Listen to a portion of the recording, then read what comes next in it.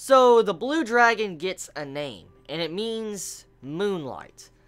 The symbolism and the meaning behind that name, wow.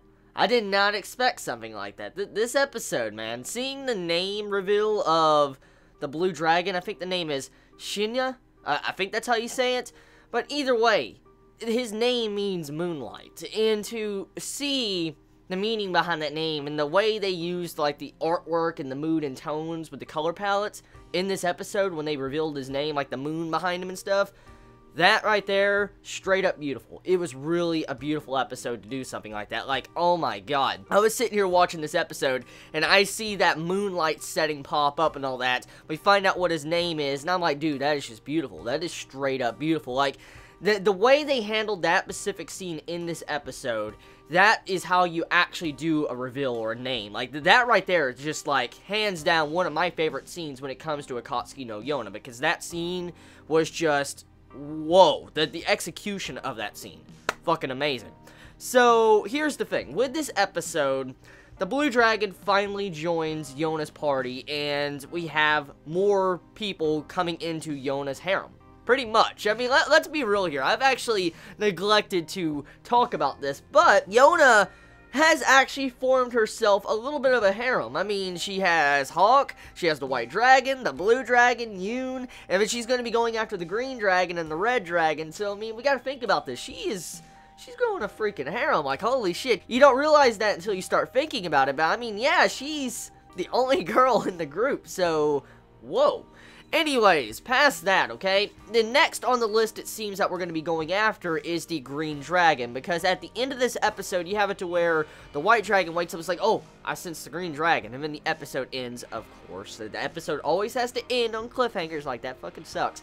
But anyways, pretty much it seems like the green dragon's our next target. Now, I've heard from a couple of Chibits, I don't know if this is correct or not, so this information could be wrong or not, but I've seen a couple of Chibits in the comments before, like a couple weeks now, say that they haven't actually seen the green dragon yet, from what I've been told by Chibits. Now, this could be incorrect. Like I said, I'm not a manga reader, but I've been told that in the manga, you guys have yet to actually see the green dragon, so I'm curious, is the events of this anime going to go past the manga, or, I mean, I have no idea, but I'm curious to see exactly the next dragon, because, I mean, you had the blue dragon, he's like the exact opposite of the white dragon, and I've really enjoyed his little arc he's had in these past couple episodes, because the blue dragon has definitely become one of my favorite characters because of his personality, the meaning behind his background, and, I mean, overall, the two dragons I already know of, he's definitely the best when it comes to development. Like, the blue dragon has the best development compared to the white dragon. I mean, I like the white dragon,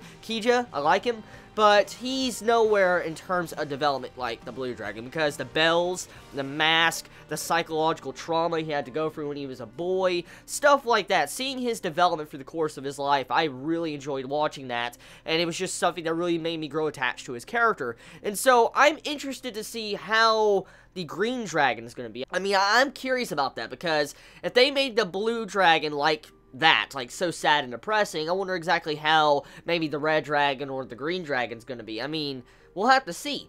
Overall, besides those factors, this episode, we have a lot other progression going on. For instance, romance progression between a couple other characters, Hawk and Yoon. Now, Yoon, he actually asked Yona in this episode, can I call you by your name? Yona instead of princess, and I'm like, yo, so Yoon, as you can see, he's starting to grow a little bit attached to Yona, and he actually asked to call her by her real name. Wow, that's wow, and you gotta love that little dialogue between Yona and, you know, Yoon, which is like, oh, you're quiet and all that. I'm like, oh, dude, that's yes, okay, so past that point, you get into the next segments with Hawk and Yona, and that right there, that had a lot of meaning, and once again, it shows you the connection between Hawk and Yona and the king, along with the romance development, and I love seeing that displayed in this episode, and the way it was done, it really fit perfectly when it came to the mood and atmosphere of this episode. Like, the princess, or Yona, states to Hawk,